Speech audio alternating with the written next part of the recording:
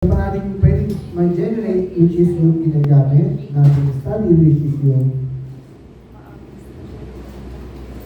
slope. Datapwat, subalit, sa Namria, meron kami mga slope map na ginatawag. Yun yung authoritative. Papakita lang namin kung paano makapag-generate ng slope. Pero kung ang gagamitan ng study, pwede po kayo mag-request na Namria. Or then, pwede po kayo pumunta sa geoportal.gov.ph. Meron po mga available na data sets like slope, meron po. At para mapakita, kailangan ko lang ito po pala yung website na aming geoportal.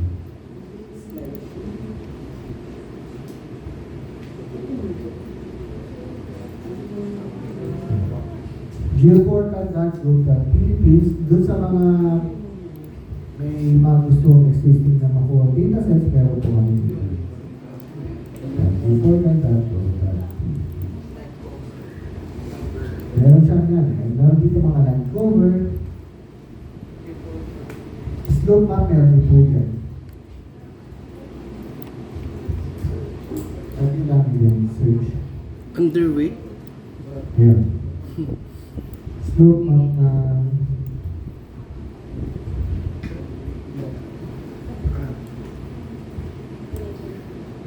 Yun. Mindoro. saan sa sibukan. Select ka lang ito.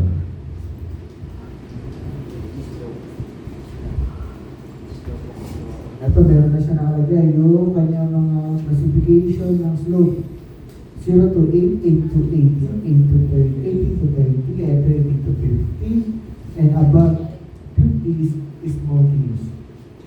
Yan, nakaklasify na rin siya.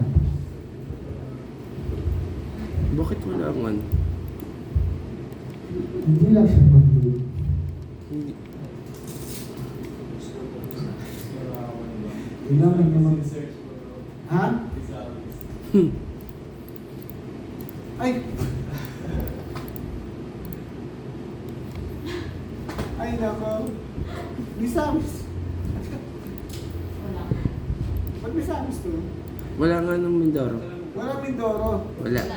Walang Mindoro. Pinagkaitan po kayo ng Namria. Yun. Pero ang Mindoro, gagawa po tayo ng slope map using itong category na ito na rin. Kung napansin niyo po, meron kami nakapost sa classroom regarding slope map yung present. Yan. Dahil wala pang slope map na naka-upload sa aming portal, which is meron po yan, kasi Good Philippines po yung ginagawa ng Namria. If ever po na wala dito, pwede niyo po i-notify ang Namria para ma-inform din po yung aming mga naghahandle sa portal na kulang yung slope. And then, maliban sa mga database na pwede matawag na C5 dito sa aming portal, nagagamit din po siya sa DRR, which is ito. Meron po dito kami DRRF management. Pag may mga bagyo, pwede rin nyo makita rin kung saan pa po kayo mga parating na bagyo or yung mga hazards. Both is week na to ay clear ang Pilipinas at wala mag-iwan pa naman. Yun. For GRR, makikita nyo rin yung mga part ng pag-go sa aming portal. So, nabigay and then, yung po, possible, pwede kayo mag-download ng data. Libre naman po ang data source na nandito. Depende lang dun sa iba pang mga Hindi lang nun ba? layers na hindi available. I-click mo, tapos mag-save ka niyan, tsaka ka mag-contour. Hindi ko nga paano i-save. Hindi, i-click mo, di ba? And then mamaya magagawa tayo ng technical description or yung meron din tinatawag po sa Namria na land plan. Kung may existing na mga lupain po kayo, like Don Marlon, marami siyang lupain, hektar-hektar yan, pwede niyo pong i-plot dito yung mga tayo. Marami siyang pasok. Yun. Isa-select nyo lang po dito yung inyong province. Like sa Mindoro. Yun, baba. Sa Occidental Mindoro. Ayun. Occidental Mindoro. Kung anong municipality ang inyong lote. San Jose. San Jose. Yan. Eto, nandito na yung list ng mga time point para doon sa San Jose. Engineer Keno. Engineer yung lupa ko niyo. Yung mga control points ito. Big Bill and number 10, PLS 33, yung mga cadastral. Yan. Bongbong Marcos. Yung Indian Ocean pala. Pwede nyo dito. And then dito kasi, pag nandito kayo dito, pag nandito dito ng Bill 1, Sinave mo? mag-add kayo ng corner dito, eto. Pero north, English means, and in a very distance. I-input nyo lahat ng value na nandun sa inyong lote.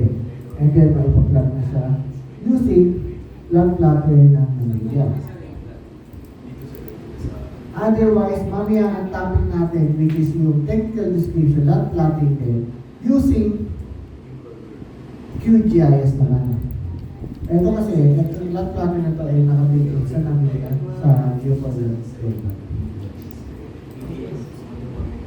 And then, good news na rin ay kahit paano makakapagbigay ka na siya data for the time point.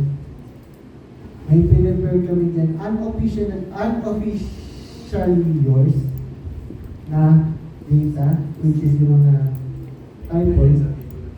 Meron kami extend na nilagay doon sa ating data, sa ating training data. Unofficial yun. Kasi ang hirap, Yun yung kontor. ang hirap kasi mag-request ng bill. Kasi kailangan mo yung time point na yung mga lote. Walang Ang tagal lang yung mga request. Pero binibigay naman, sa Indian pag-win. Ito, dalawang pag narandaan pa. Yung sa kadalasan, Indian Ocean. operator. Yun, unofficially lang, kaya